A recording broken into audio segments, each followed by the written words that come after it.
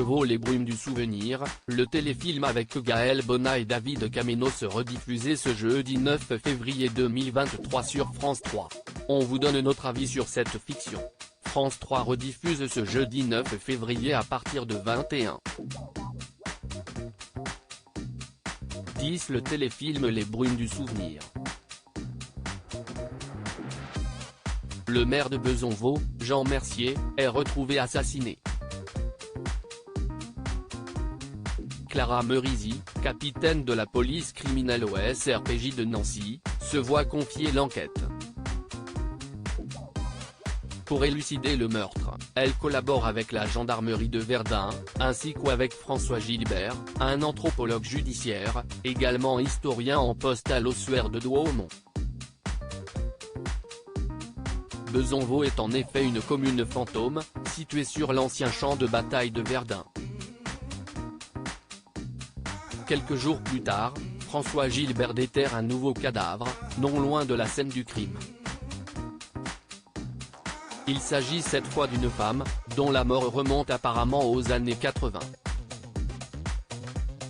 L'enquête prend une tournure inattendue.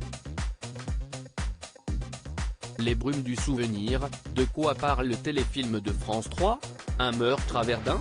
Forcément, l'homicide aura un rapport lointain avec 1914-1918. Sans grande originalité, ce polar d'un samedi soir de France 3 applique à la lettre la formule, toujours gagnante, de la collection Meurtre.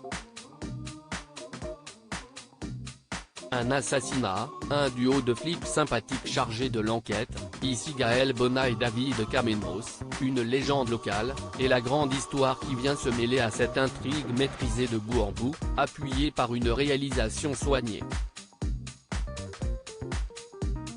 Les Brumes du Souvenir, qui sont les acteurs ? Mais où a-t-on déjà vu les deux acteurs ? Ancien mannequin, David Camino a fait son entrée en 2016 dans la série policière de TF1 Falco. Il rejoint la saison 4 pour en devenir le personnage principal après le départ de Sagamore Stevenin. Il incarne le personnage de Maxime Cussin, un flic qui a passé plusieurs années en infiltration, avant de faire 10 ans de prison à l'étranger. Le comédien a également joué un petit rôle dans la saison 4 de Braco sur Canal+. Au cinéma, il a aussi tourné dans L'origine de la violence, d'Elie Chouraki avec Richard Berry, et dans le premier film de Clarisse Canteloube, L'homme d'après, avec Benjamin Biolay. Gaël Bonnat, elle, attire les réalisateurs pour jouer dans des rôles d'époque, comme dans le téléfilm La Reine morte, 2009, ou François Villon, voleur, assassin, poète, ou encore Une femme dans la Révolution, 2013, Richelieu, La pourpre et le sang, mais aussi sur grand écran où elle obtient un petit rôle dans Marie-Antoinette, 2006, de Sofia Coppola. On l'a vu aussi dans la série Mongeville.